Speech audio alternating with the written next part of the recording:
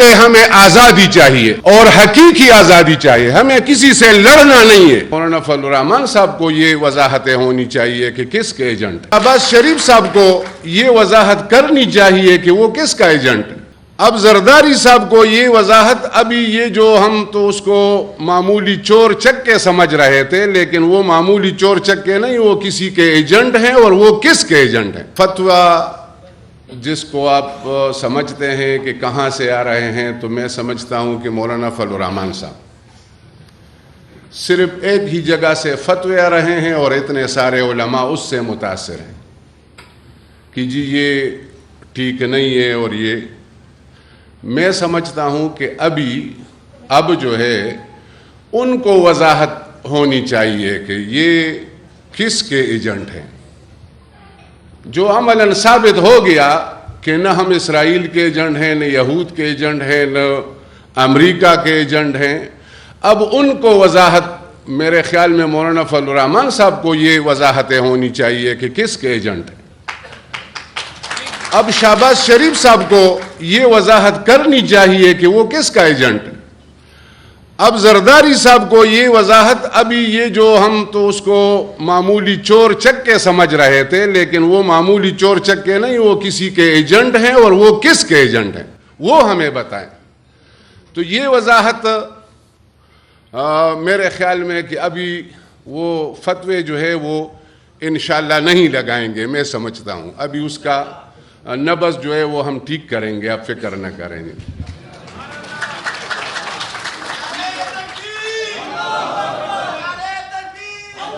بس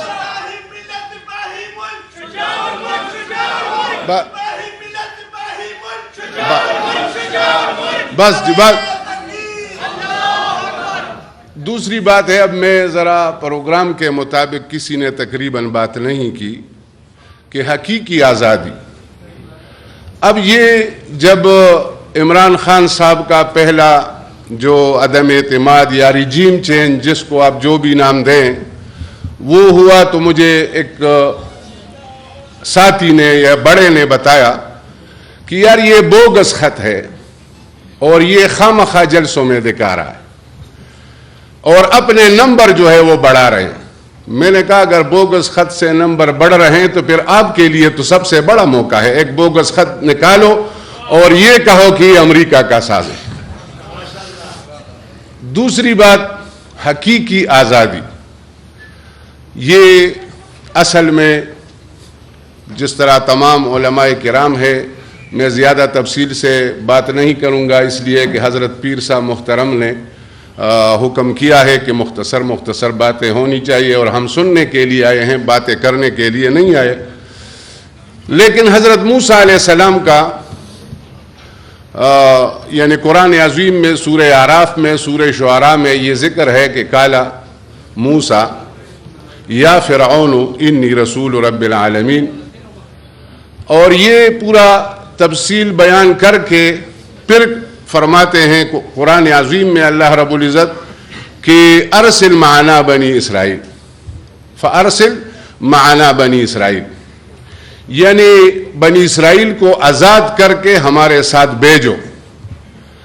اور دوسرے مرتبہ سورہ شعراء میں فأتیا فقولا، تمام علماء کرام ہیں، اس کے تفصیل میں نہیں جاتا، لیکن دونوں پیغمبر ہارون علیہ السلام، موسیٰ علیہ السلام تشریف لائے اور فرعون کو کہا کہ بنی اسرائیل کو آزاد کر کے ہمارے ساتھ جو ہے وہ بھیج لے۔ یہ آزادی کا نعرہ، اب میں سمجھتا ہوں کہ وہ لوگ سمجھتے ہیں کہ ہمارے پاس علماء کرام ہے یا مولانا فضل الرحمان صاحب ہیں، یہ ہمارا جو ایجنڈا ہے وہ اسلامی ہے اور دینی ہے اور قرآن کا ایجنڈا ہے۔ قرآن کا ایجنڈا جو ہے وہ وہی ہے جو موسیٰ علیہ السلام کا ہے، اس میں کوئی شیعہ بریلی دیوبندی اس کا وہ نہیں ہے، وہ اپنے اپنے درس میں کرے۔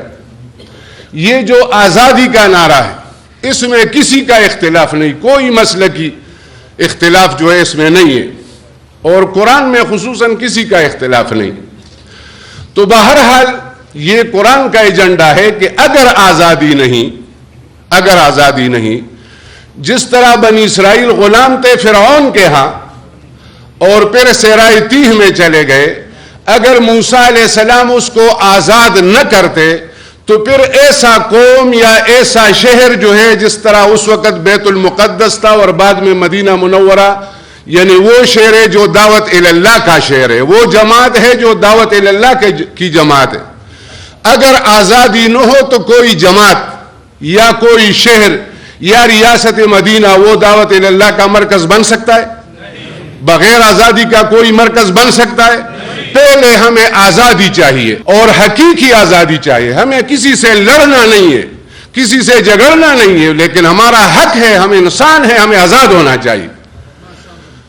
بہرحال دوسری بات، اگر آزادی آ گئی تو ہم استحکام کے لیے کوشش کر سکتے ہیں، اور اگر بیرونی سازش جو ہے وہ گھس گئی اور اس کے پیسے آئے تو میرے خیال میں عدم استحکام پیدا ہوگا، جس طرح کہ عدم استحکام پیدا ہو گیا ہے آپ کے سامنے.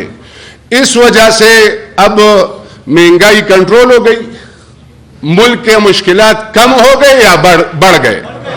عدم استحکام آئی یا استحکام آ گیا؟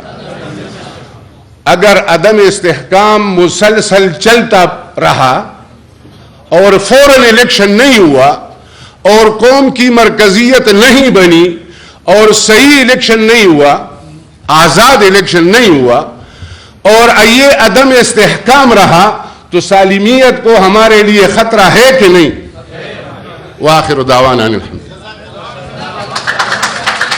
ماشاءاللہ، یہ تھے حضرت مولانا شجاع الملک صاحب.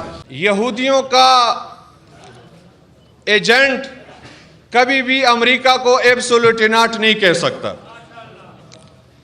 امریکیوں کا ایجنٹ کبھی بھی مدینۃ الرسول کا اتنا ادب و احترام نہیں کر سکتا کہ وہاں ننگے پاؤں ادب مصطفیٰ، تعظیم مصطفیٰ صلی اللہ علیہ وسلم کی خاطر سرزمین مدینہ پر ننگے پاؤں چلے.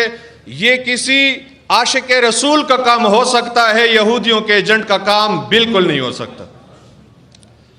اور الحمدللہ ہم مطمئن ہیں اور علمی اور تحقیقی میدان میں عمران خان صاحب کے ساتھ ہیں، اور میں ضروری سمجھتا ہوں کہ علماء ضرور کردار ادا کریں. شرک ظلم عظیم ہے، شرک کی معافی کوئی نہیں، لیکن ہمارے عقائد کی کتابوں میں تعریف موجود ہے کہ الاشراک و اثبات الشریک فی الالوہیہ بمعنی وجوب الوجود کمال المجوس اور بمعنی استحقاق العبادت کمال عبدت الاصنام. شرک الوہیت میں اللہ تعالیٰ کے ساتھ کسی کو شریک قرار دینا ہے، اور الوہیت کے دو معنی ہیں، وجوب وجود اور استحقاق عبادت. اللہ واجب الوجود ہے جس کا وجود ضروری اور عدم محال ہے. اللہ کے علاوہ کوئی واجب الوجود نہیں، کائنات میں جو کچھ ہے ممکن الوجود ہے. اور اللہ تعالیٰ مستحق عبادت ہے، اللہ کے علاوہ کوئی مستحق عبادت نہیں. اللہ کے علاوہ کسی اور کی عبادت کرنا یہ شرک ہے، لیکن تعظیم کرنا شرک نہیں. اگر عمران خان صاحب نے تعظیم کے خاطر بابا فرید الدین گنج شکر کے چوکٹ کو بوسہ دیا تو یہ بوسہ تعظیمی ہے، اور یہ شریعت کے اصولوں کے مطابق بالکل شرک نہیں. جو بندہ اللہ وحدہ لا شریک کو واجب الوجود مانے، صرف اسی کے عبادت کے مستحق ہونے کا قائل ہو، اور جس کی ہر تقریر خواہ وہ باہر یورپی ممالک کی اسمبلیوں میں کیوں نہ ہو، ہر تقریر کی ابتدا ایاک نعبد، تجھی کو پوجے، و ایاک نستعین، تجھی سے مدد مانگے، اس کلمات سے شروع ہو، وہ موحد ہو سکتا ہے، مشرک کبھی بھی نہیں ہو سکتا.